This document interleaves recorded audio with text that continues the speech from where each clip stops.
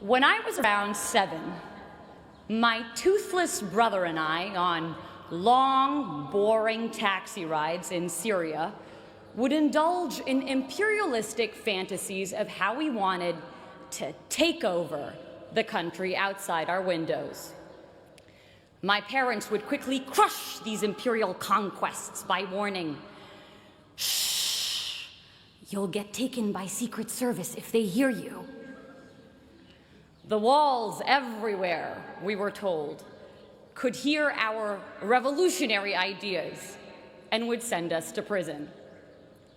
Whereas children here had ghosts and the boogeyman, our equivalents were our governments. Fast forward to 2010. When I first got here, someone told me, if Harvard shut its gates, it could be its own country, just like the Vatican. As I've walked through this place every day for the past 4 years, I was struck by how true this idea was. I saw it everywhere. The Harvard nation. I saw it in the big and obvious things. We had our own version of the Statue of Liberty, the John Harvard statue, our own embassies, the Harvard clubs of Boston and London, a tax collection agency, the Harvard Alumni Association, and an endowment larger than more than half the world's countries' GDPs. We also had our own diplomatic passports. Nowhere did I see this more clearly than at U.S. immigration at Boston Logan Airport. Whenever they saw I was coming from the Middle East, "What were you doing there? Why are you here? Why did God make you from the Middle East?" But I made sure I dressed like our overly proud Harvard dads, with Harvard hat, Harvard shirt, Harvard shorts, and Harvard underwear. And as soon as they saw I was a citizen of Harvard, "Oh, you go to Harvard? Surely you must not be a national security threat. Welcome to America." And suddenly, all the gates to the American dream opened wide. I saw it everywhere, this Harvard nation, but I saw it not just in the hard structures, but more importantly, in its invisible institutions, the invisible scaffolds around and undergirding the hard institutions. I saw it in the quarreling columns of the Crimson newspaper, its kung fu fights of ideas and lively student debates, with the potency to propel policy changes by the next morning's print. I saw it in our cluttered bulletin boards, bustling with life, with announcements of student-led conferences, Broadway-worthy shows, and dorm room projects turned world's next Facebook, smothering each other for our cursory glimpse. A trivial detail, these cluttered boards that often slip notice. But where some saw papers, I saw passions, purpose, creativity. I saw a heartbeat of civic community's vivacity.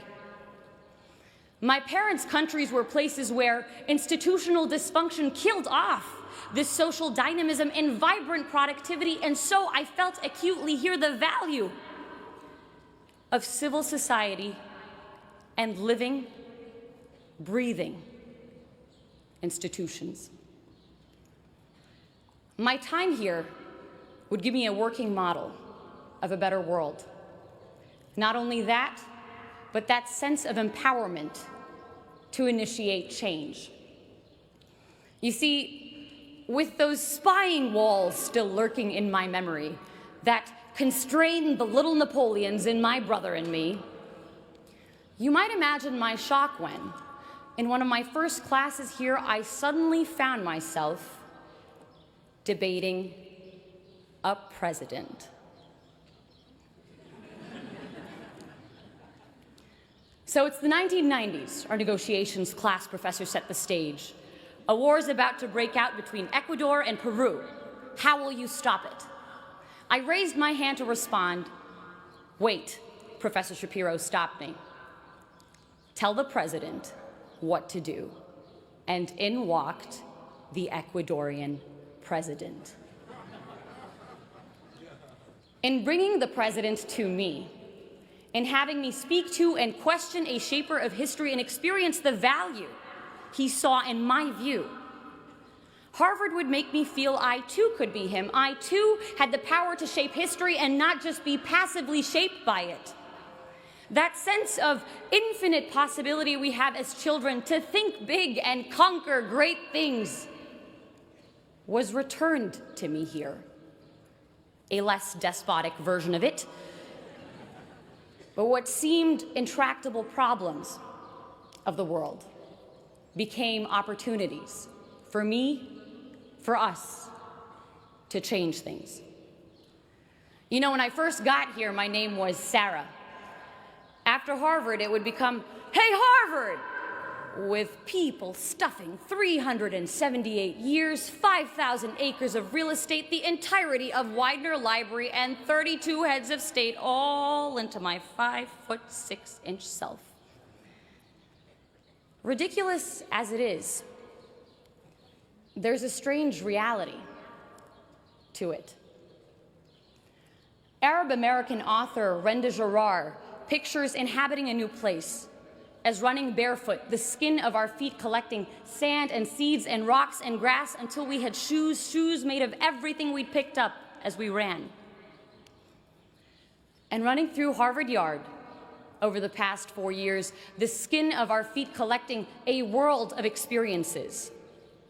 We each become this place in a strange way. Each of us picking up bits of people and history and ideas that changed the way we saw the world. Accumulations I hope we will continue to wear on our souls and leave a footprint of all the best we took from Harvard Yard on our new destinations. And that's why I am hopeful for the future. I am hopeful because of my dining hall dinners spent marveling at friends who, while their countries wage bloody war against each other, are able to carry out civil conversation and build generative projects together. I am hopeful because of the founding mothers and founding fathers of revolutionary ideas like these being launched into the world, who will make of its institutions, its constitutions, its hospitals, its art houses, something better. We hear a lot in the news about an Arab Spring. This graduation is sending 6,000 revolutions into the world, and the 6,000 revolutions graduating as part of the class of 2014. If we take those revolutions, those great ideas sparked behind Chipotle burritos and Starbucks coffee cups in our version of Tahrir Square, Harvard Square, out with us into the real world, into the real Tahrir Squares, and make something of them. Revolutions not in arms, but in minds, more powerful and permanent and pervasive.